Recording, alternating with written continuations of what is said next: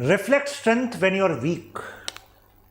युद्ध में सबसे ज़्यादा ज़रूरी है कि आप रिफ्लेक्ट क्या कर रहे हैं। अगर वीक हैं तो उसी समय पर स्ट्रेंथ को रिफ्लेक्ट करना होगा, क्योंकि अगर दुश्मन को कंटिन्यूसली पता है that you are on decline तो अल्टीमेटली वॉर बहुत जल्दी समाप्त होने वाला आपके लिए। वर्ल्ड वॉज सरप्राइज्ड ऑन 6 अगस्त जब यूक्रेन ने रशिया के कर्स्क रीजन में इन्वेड कर दिया। इस वीडियो में हम क्या हुआ, क्यों हुआ, आउटकम क्या हुआ और अब यूक्रेन के सामने क्या ऑप्शंस हैं। क्योंकि ऐसा लग रहा है कि वो शुरुआत में एक नैरेटिव तो बना था कि what Ukraine has did is commendable, लेकिन क्या वो रशिया ने ही कुछ लूपहोल्स छोड़ रखे थे जिससे कि यूक्रेन की कुछ पोजीशंस को वीक किया जा सके, ट्रैप में लिया जा सके। चलिए समझते हैं पहले हुआ क्या था। यूक्रेन आर्मी ने, ये कर्स्क रीजन है जो जुड़ता है सूमी रीजन, मतलब ये कर्स्क रीजन तो हो गया रशिया का और सूमी जो प्रोविंस है वो हो गया यूक्रेन का। तो इस सूमी प्रोविंस से रशिया के कर्स्क प्रोविजन में इन्वेड करता है और करीब 70 विलेजेस को टेक ओवर कर लेता है, 70 विलेजेस। 2000 रशियन सोल्जर्स को वो प्रिजनर ऑफ वॉर बना देता है यूक्रेन। और रशिया को मजबूरन 2 लाख जो इस एरिया में लोग रहते हैं उनसे ऑर्डर देना पड़ता है कि यू शुड इवैक्यूएट। तो भाई बिग फीट तो है एक तरीके से देखा जाए, क्योंकि शुरुआत में तो ऐसा ही लगा, लेकिन ये हो क्यों रहा है। तो इस पर कुछ जो ब्रॉड एनालिसिस आए। Number 1, Biden is going back, मतलब बाइडेन अब जा रहे हैं, नया इलेक्शन होने वाला है और Biden is not in race. Biden ने $60 बिलियन का एड दिया था।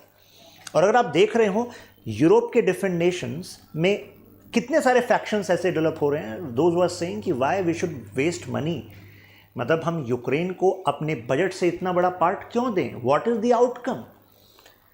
बाइडेन के जाते जाते जो एक कोर सपोर्टर थे यूक्रेन वॉर के, अगर जेलेंस्की को इलेक्शन के बाद जो भी सरकार बनेगी, प्रोबेबली कहा जा रहा है ट्रंप की बनेगी, तो यहाँ पर अगर एड को बनाए रखना है तो कुछ करके तो दिखाना होगा कि हम बैकफुट पर ही नहीं हैं, we are actually can be on front foot.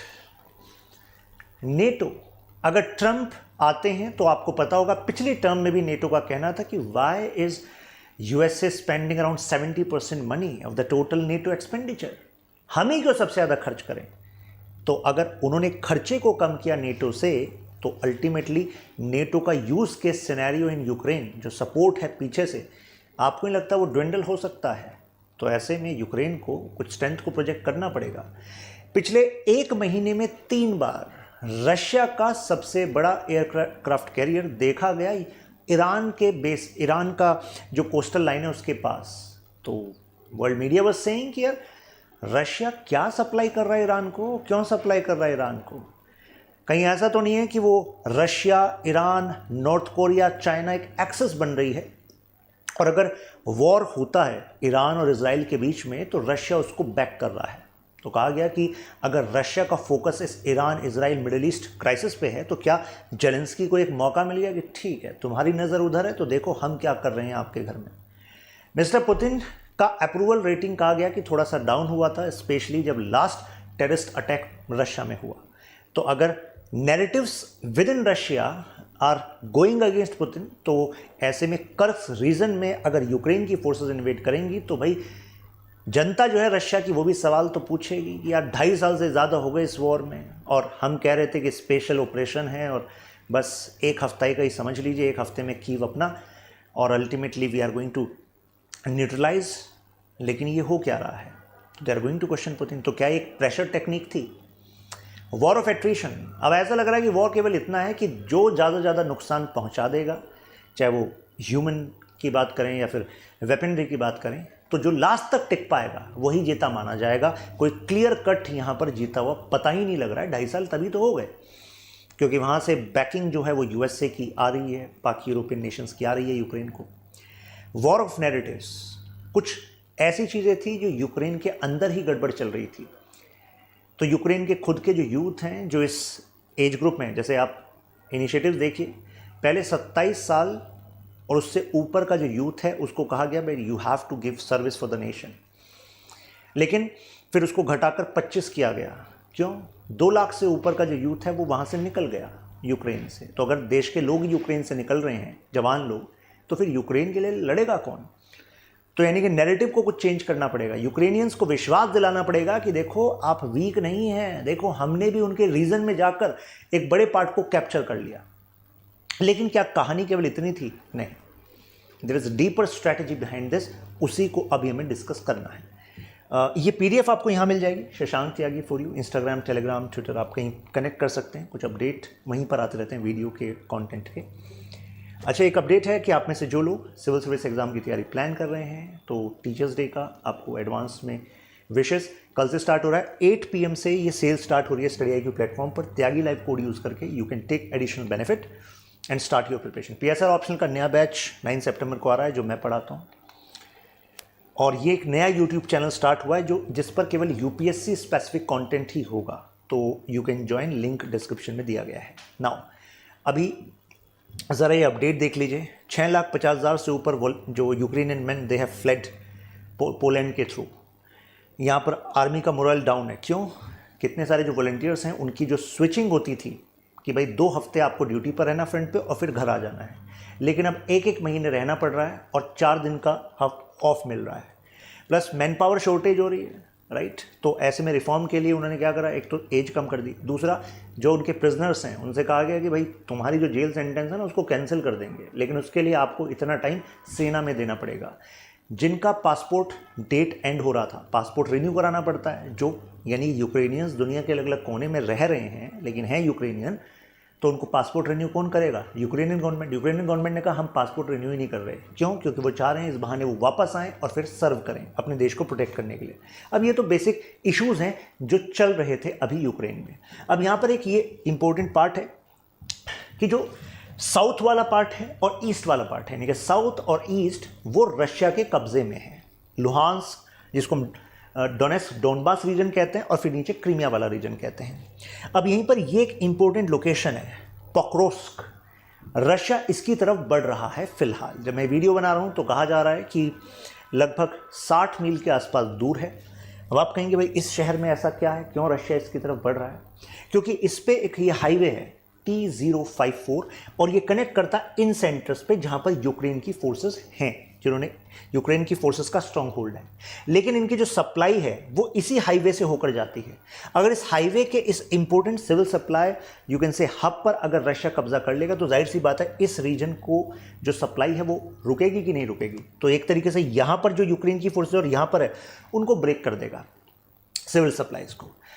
Russia ने इससे पहले जो अपनी डोमिनेंट पोजीशन बनाई हुई है, ऐसे में शर्त रखी थी। शर्त क्या थी कि देखो यूक्रेन, आप कह दो कि आप नेटो का पार्ट नहीं बनोगे, जो एरिया आपका नहीं है, उनका कहना था डॉनबास रीजन आपका नहीं है, वो तो आज़ाद हो गया है, क्रीमिया हमारा पार्ट है, इसी को तुम मान लो, राइट। तो ये इनका शर्त था। इस शर्त को इन्होंने रिजेक्ट कर दिया था कि भाई हम तो इसको मानते ही नहीं। तो जब मानते नहीं तो अब फिर जेलेंस्की को कुछ तो करके दिखाना था। और ये देखिए इनके अंदर क्या चल रहा था, अप्रूवल रेटिंग देखिए, मतलब व्हाट यूक्रेनियंस वर फेवरिंग। 82% का कहना था यूक्रेनियंस का, जब उनसे पूछा गया कि भाई जो वो कह रहे हैं कि जो एरिया कब्जे में आ गया है रशिया के, जो वो आज़ाद बता रहे हैं, क्रीमिया वाला पार्ट उन्होंने कब्जा लिया है, तो उसको आप देने दो, वापस दे दो, क्या दिक्कत है?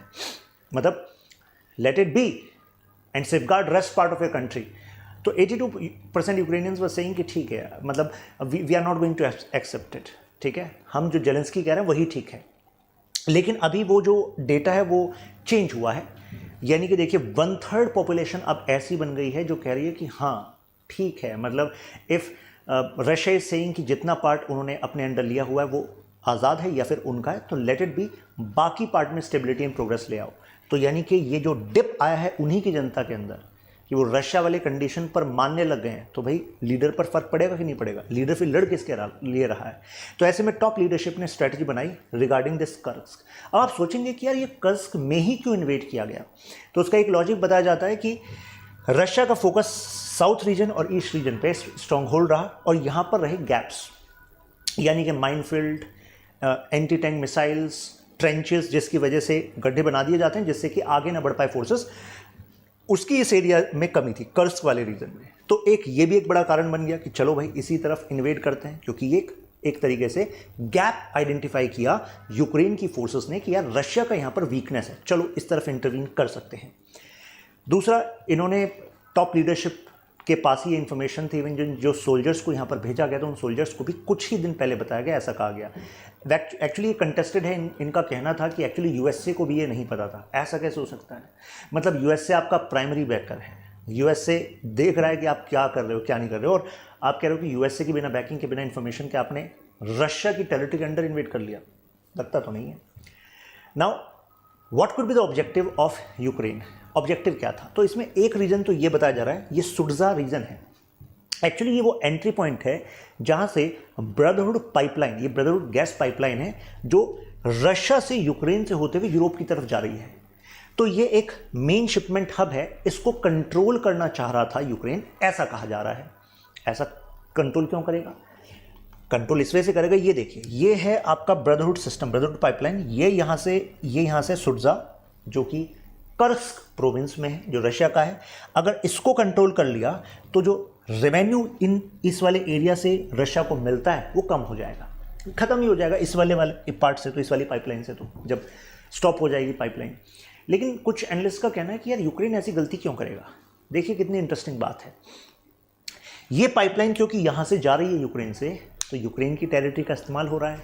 तो रशिया आज भी, यानी कि वॉर चल रहा है लेकिन आज भी, क्योंकि यहाँ से वो अपने गैस को भेज रहा है, उसके बदले उसको पैसा मिल रहा है, तो इसका एक शेयर एज अ फीस वो यूक्रेन को देता है।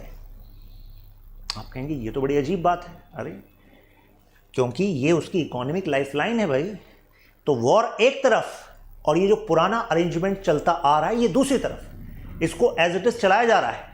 तो यूक्रेन को जो पैसा है यहां से रशिया से भी मिलता है, तो इसको यार यूक्रेन अपने ही मतलब बेसिकली अपनी फाइनेंशियल लाइन को शट क्यों करेगा? ये एक लॉजिक दिया गया। फिर कहा गया नहीं, इसके पीछे एक दूसरा कारण हो सकता है। आपको याद है कुछ टाइम पहले जो सदर्न रीजन है उसमें nuclear power plant of Ukraine was captured by Russia.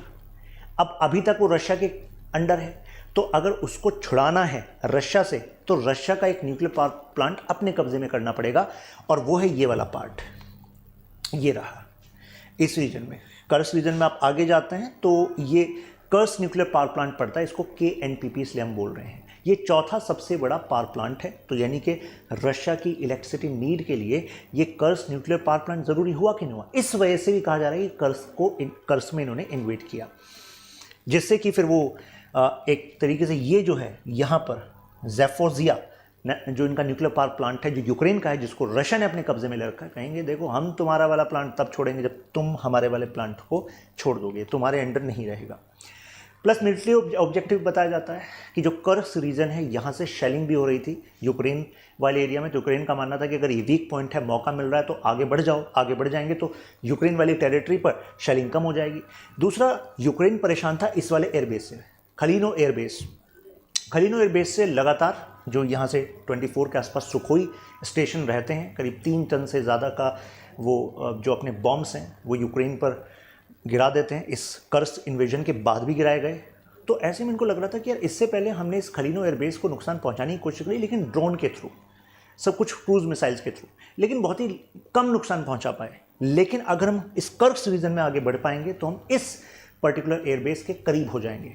और अब यहाँ पर हिमार जो अपनी जो मिसाइल है उसको अगर लगा देंगे तो ऐसे में कोई भी जो ये एयर अटैक करने की कोशिश करेंगे तो हवा में ही रशिया के जो बेसिकली एयरप्लेन्स हैं, फाइटर जेट्स हैं, उनको वो नुकसान पहुंचा पाएंगे। तो ये भी एक इनकी स्ट्रेटजी है। तो यूक्रेन ये करना यहाँ पर चाह रहा है। अब यूक्रेन की स्ट्रेटजी कैसे बैकफायर कर गई? देखिए यूक्रेन ने क्या करा, अपने इस रीजन से लगभग 10,000 के आसपास सोल्जर्स को मोबिलाइज किया कि चलो भाई साहब कर्स की तरफ चलते हैं, रशिया के अंदर इन्वेट करते हैं, रशिया को कमज़ोर करेंगे। रशिया कह रहा मैं तो यही चाह रहा था कि तुम यहाँ से वीक हो जाओ, उस तरफ जाओ और मैं इस पोक्रोस्क रीजन को कब्जा लूँ, और यही हुआ। तो ऐसा लग रहा है कि वो मतलब एक ट्रैप था रशिया का कि भाई वो जो लूप होल्स हैं वो लूप होल्स नहीं थे, वो तुम चाहते थे कि तुम देखो, तुम्हें लगे कि अरे यार यहाँ तो माइनफील्ड भी नहीं बिछाया रशिया ने, ओ हो, यहाँ तो गैप छोड़ दिया रशिया ने, ओ हो। और प्लस अगर तुम इसमें एंटर कर गए तो तुम यूएसए को भी कह सकते हो देखो भाई हम केवल अपना एरिया ही नहीं छुड़ा रहे, हम तो देखो इनके एरिया में इन्वेड करके फिर बार्गेनिंग पावर अपनी बढ़ा लेंगे। तो रशिया कह रहा है बार्गेनिंग पावर बढ़ाओगे, हम इस वाले एरिया को अपने अंडर ले लेंगे और उसके बाद जो आपका ये वाले रीजन पर स्ट्रॉन्ग होल्ड्स है उसको भी वीक कर देंगे। तो ऐसे में कहा जा रहा है कि ये स्ट्रैटेजिकली देखिए पहुंचने वाले हैं यहाँ पर। तो ये एक तरीके से बैकफायर कर गया है यूक्रेन के लिए। अब यूक्रेन के पास ऑप्शन क्या है? पहला ऑप्शन कि भाई एग्रेसिवली बढ़ता रहे आगे, कर्स्क रीजन में है, वहाँ पर अब उसको शेलिंग झेलनी पड़ रही है, लेकिन लगातार आगे बढ़े, जैसे कि बार्गेनिंग पावर बढ़ा ले। क्योंकि अगर पॉक्रोव्स्क ये वाला जो रीजन है ये रशिया के पास आ रहा है, तो भाई बार्गेनिंग पावर तो तुम्हारी वीक हो गई, फिर तुमने करा क्या है कर्स्क में। तो एक तो है कि आगे बढ़े और बार्गेनिंग पावर को सही में बढ़ाए। दूसरा है कि एज इट इज़ वहीं रहे, मतलब एज इट इज़ वहीं पर अपने आप को स्ट्रॉन्ग कर ले, और ऐसे में फिर वहाँ पर वो बार्गेनिंग करे, ठीक है। तो एज इट इज़ स्टेटस को बना ले, और उससे भी कम रिस्क वो इसमें है कि वो वापस आ जाए, जो यूक्रेन की पोजीशन से वहाँ पर आ जाए, अपने जान माल की हानि को बचाए, यानी कि अपने सोल्जर्स को बचाए, अपने जो आर्मरी है उसको बचाए, और वेट करे अब 2025 का। तो कहा जा रहा है शायद ये वाला रास्ता ये अपना सकते हैं। आप कहेंगे 2025, यस 2024 चल रहा है ना, बट इतना बड़ा काउंटर ऑफेंसिव प्लान करना, इसके लिए चाहिए पैसा, इंटेलिजेंस, टाइम।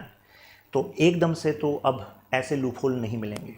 सो 2025 इस वजह से भी कहा जा रहा है क्योंकि अब हैं यूएसए के इलेक्शन, और यूएसए है प्राइमरी सपोर्टर।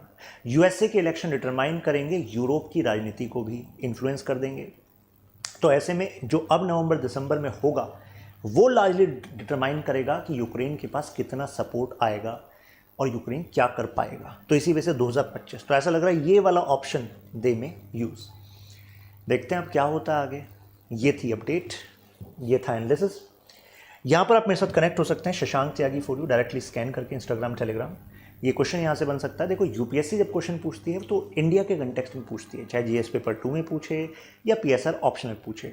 ये टॉपिक इसलिए भी इंपॉर्टेंट हो जाता है लार्जली इन दिस कंटेक्स्ट क्योंकि आप जानते हैं कि mister Modi went to Russia, हमारे देश के प्रधानमंत्री, और फिर अभी यूक्रेन में भी थे।